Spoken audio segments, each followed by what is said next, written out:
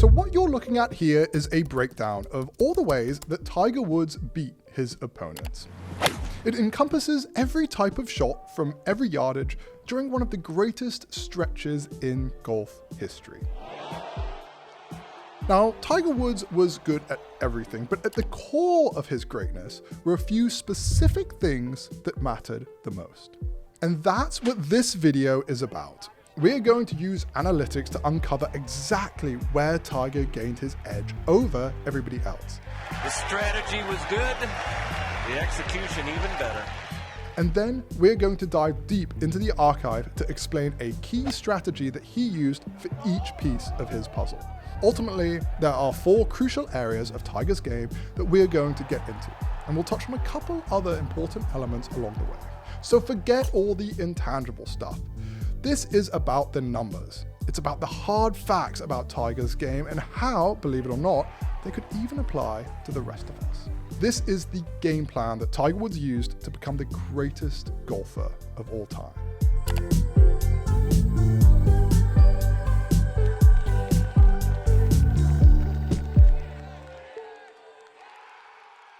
First off, if you don't recognize this guy, you should probably take a moment to say thank you. This is Dr. Mark Brody, the godfather of golf analytics, and in many ways, kind of the reason why I'm able to make videos like this. Now, about 13 years ago, Dr. Brody wrote this fascinating paper about how pro golfers gained or lost strokes against the field using a metric he invented called strokes gained. And in this paper, Brody shared a deep analysis of Tiger Woods' stretch from 2003 to 2010. This was the 7-year period when Tiger Woods had the highest win percentage of his career, which included a streak of 7 consecutive wins and 6 major victories.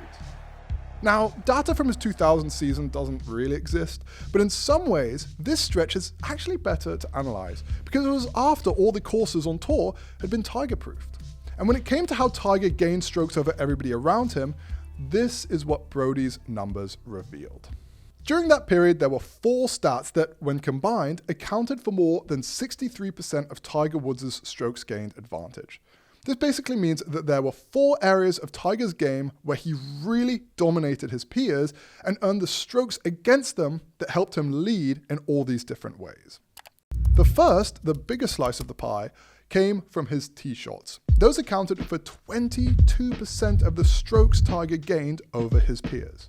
Maybe not totally surprising, but interesting, because Tiger did this using a kind of tee shot trade-off formula that was actually in many ways kind of old school. Tiger would routinely drop back to hit more 3-woods and stinger 2-irons off tees. It's why, despite having top-tier clubhead speed, he consistently ranked between 6th and 20th on tour in total driving distance during this stretch. The reason why he did this was to defend against his big miss. Tiger was sneaky wayward off the tee, especially during this time.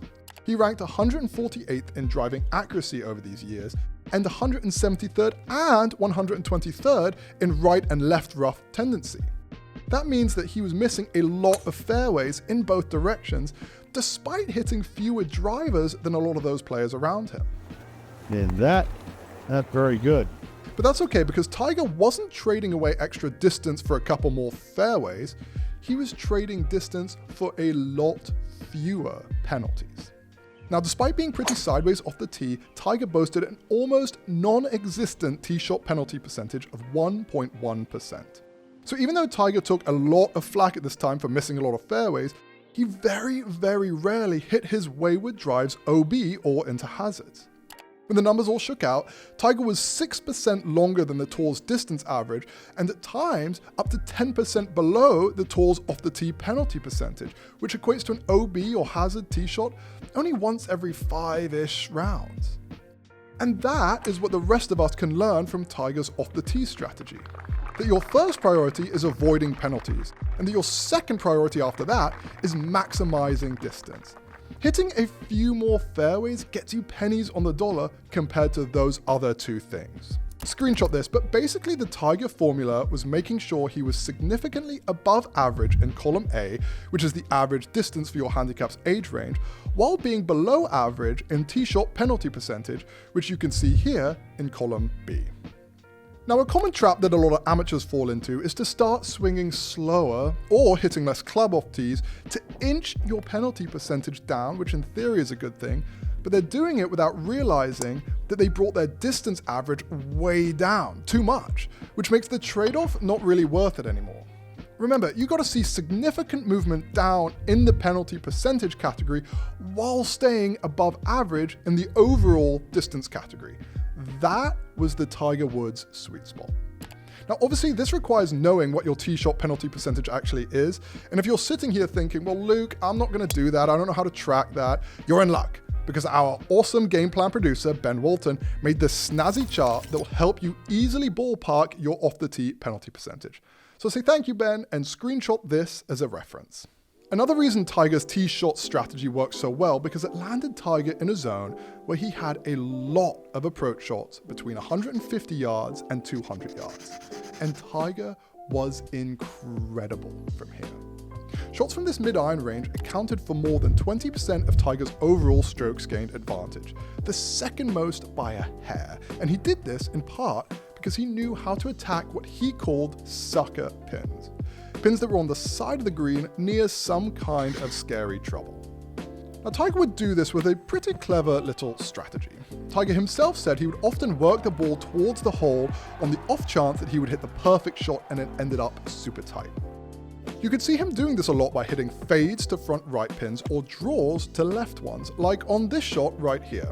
Tiger knocked it stiff, but he said he wasn't actually aiming at this pin.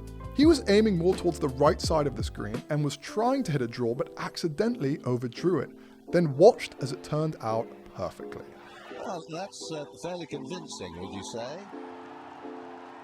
So yes, Tiger would stick shots more often than others doing this, but those were kind of the cherry on top of his approach shot strategy.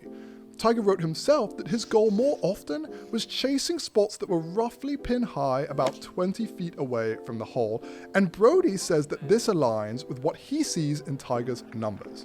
If Tiger had aimed more pins during this period, he would have hit less greens. If he aimed further away from the pin, he would have hit fewer shots inside 10 feet. Again, he was chasing a kind of sweet spot, and Tiger's seemed to be right around pin high 20 feet away. And his numbers really bear that out. In 2006, Tiger's average proximity from 150 to 200 yards was 25 feet, and an incredible 27% of his approach shots finished inside 10 and 20 feet. Positioning himself here was truly his bread and butter. To understand why the pin-high element of this was so important, imagine two golfers who are both exactly 175 yards away from the pin. The two golfers then aim exactly to the same spot, about 20 feet pin high to the right of a left pin. Golfer A hits his shot exactly 175 yards to that spot. Golfer B, meanwhile, hits his shot on exactly the same line, but he mishits his iron shot ever so slightly, so his ball only goes 172 yards. Doesn't sound like much, but the result is that golfer A has a 20-foot putt and golfer B has one just under 23 feet. Golfer A is now 2.5% more likely to make his putt and about 0.5% less likely to 3-putt than golfer B. And this is a tiny edge, but tiny edges do add up at the top level. If this happened about once a round over a 90-round PGA Tour season, player A would save more than 4 shots over player B from nothing more than being pin high instead of being 3 yards short of pin high. And this is why Tiger Woods became so laser focused on getting himself pin high, because he intuitively figured out that he could rack up a lot of incremental gains this way, and he did. He'd talk about the importance of hitting these iron shots solid above all else. When he mishit it, he'd talk about hitting it a groove low or a yard less, and predictably, he became awesome at getting pin high from this range. In one of his best tournaments during this period, the 2007 WGC CA Championship, Tiger had an average margin of error of less than 2 yards short or long of his approach shot's distance. Great distance control. In fact, off the charts distance control. His distance control on approach shots was far and away better than anyone else. He also hit his approach shots more than 90% of his intended distance, more than 95% of the time, meaning that he never really left it short and he never really left it severely short. It's also why, during each of his 5 Masters wins, Tiger fired to the same spot on the 12th hole every time on Sunday, almost exactly pin high into the safe heart of the green. And that was Tiger's genius and something that we should learn from. Understanding that you don't just attack pins by aiming straight at them. Oftentimes, that's actually the wrong thing to do. You can take a safer line and subtly get closer to the pin by getting your ball more level to it. Tiger gained almost 11% of his advantage on long iron and fairway wood approach shots, which he used to torture par 5s. He ranked inside the top 3 on tour in go for the green percentage in 4 of the 5 years from 03 to 07, and finished first or second in par 5 scoring average every year over that span. Now, we won't go too deep into this because we just did a whole video about par 5 strategy, which you can check out here, but in essence, Tiger was the king of the place and then push par 5 strategy. When golfers think about getting aggressive on par 5s, they too often make the mistake of going crazy on the tee shot and end up firing drives into trouble. The goal of the tee shot on par 5s is to get it in the ballpark as far down there as possible. It's the second shot where you really need to get aggressive. You want to push it down there as far as you can, as often as you can, even if you're a short hitter and can't reach the green. Another interesting note here is that Tiger's stock ball flight was what I call a riser, whereas knuckle bombs, which I explain in this video, are shots that launch high with less spin. Riser shots launch slightly lower but have more spin, so they almost kind of balloon up into the air. Tiger fit pretty cleanly into the riser category during this time, and it meant that he could land these longer iron shots softer, which again was a huge asset. The 4th largest advantage in Tiger's game was putting from 7 to 21 feet. Those shots accounted for just shy of 10% of Tiger's strokes gained advantage, in part because Tiger Woods left himself a lot of putts in this range. Tiger hit his approach shots inside 20 feet a little more than 40% of the time, which was 9% more than the tour's average. But what's interesting is that despite putting from closer range than his opponents way more often, Tiger's approach putt performance wasn't actually that good. He ranked 39th on tour between 2003 and 2010, and he also ranked 54th on tour in 3-putt avoidance, which again, when you're putting from closer than everybody else, isn't that great. But on the other end, Tiger was elite at converting these birdie putts. He finished in the top 5 on tour 7 times over these 8 years. So how do you make sense of these two things? It's kind of confusing, right? It's your classic never up, never in idea, which actually kind of makes sense because Tiger was known at this time for blasting his ball into the hole from shorter ranges. But before you start trying to slam putts harder into the hole yourself, the key thing to know here is that this never up, never in approach to putting really starts right around 15 feet, as this chart from Lou Stagner, which shows how often pros leave putts short, illustrates. It's generally a pretty bad idea to try to hit putts harder and try to make it from outside this 15-foot range because you're not going to make enough to offset the 3 putts that this strategy will bring. But from inside 15 feet, you're kind of safe to get aggressive and to give it a go, because even a bad putt from this range will probably leave you inside a pretty high make rate zone. And as Tiger proved, you'll probably convert a lot more along the way. Outside of 15 feet, you're better off just trying to putt your ball close. Whether you're short or long, just doesn't really matter. So those were the big 4 stats. They accounted for 63% of Tiger's edge over his opponents, and it's also good advice about where to focus our own efforts. Tee shots, mid-irons, par 5s, short to mid-range putts. Generally speaking, improving those areas will give you your best bang for your buck. Below those 6 are different stats which all accounted for about 5% each of Tiger's advantage. These are the kind of stats that won't transform your game, but improving 1 or 2 can definitely save you a few strokes. But one important note here is that these shots from 0 to 20 yards, basically chip shots, and these ones from 20 to 60 yards, which are more like pitches, only accounted for about 8% of Tiger Woods' edge. But these shots are actually one of the biggest discrepancies between pros and amateurs, because pros hit a lot more greens than the rest of us. The rest of us have a ton of shots from this short range, so it's a bigger opportunity for us to improve than for pros.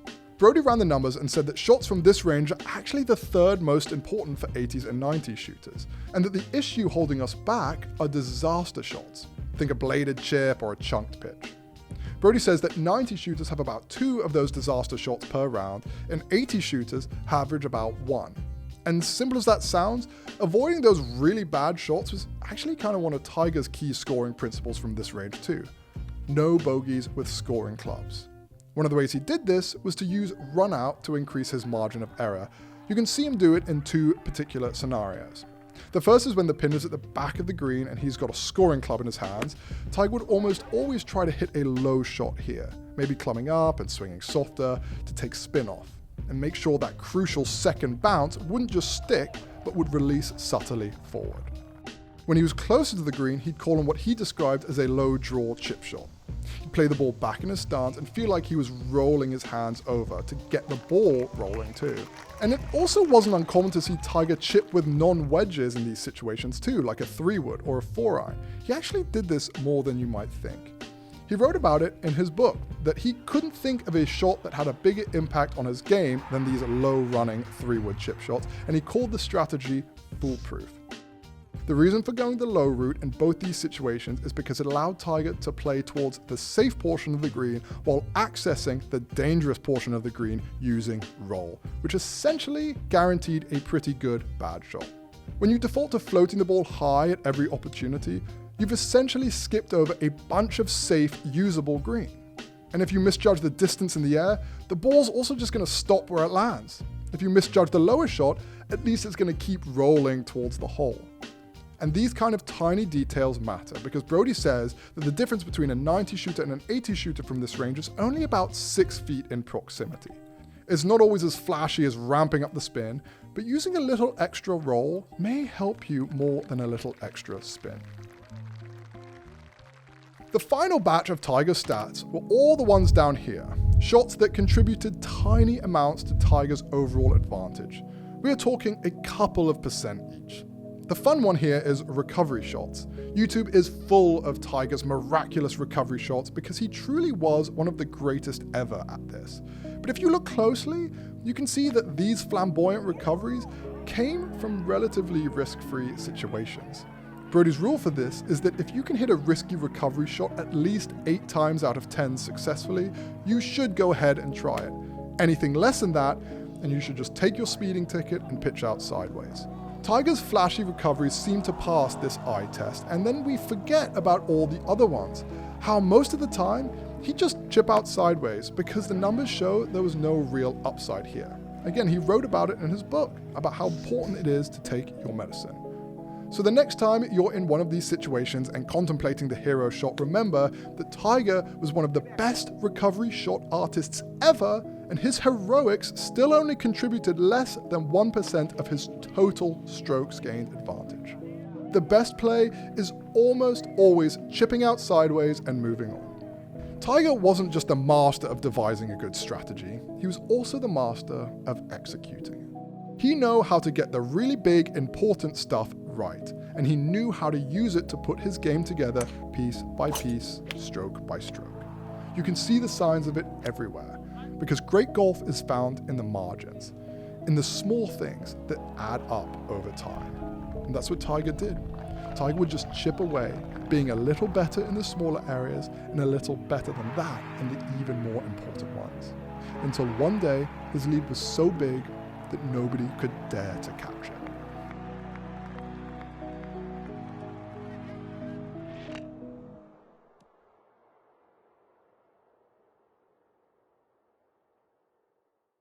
Hey guys, what's up? It's Luke, and thank you for watching another episode of Golf Digest, The Game Plan. I absolutely love making this video series, and I love hearing from you too. So any questions, any comments, anything else that's on your mind, please drop it in the comment section below. And of course, if you could, please like and subscribe, because we have a ton more awesome video content coming your way.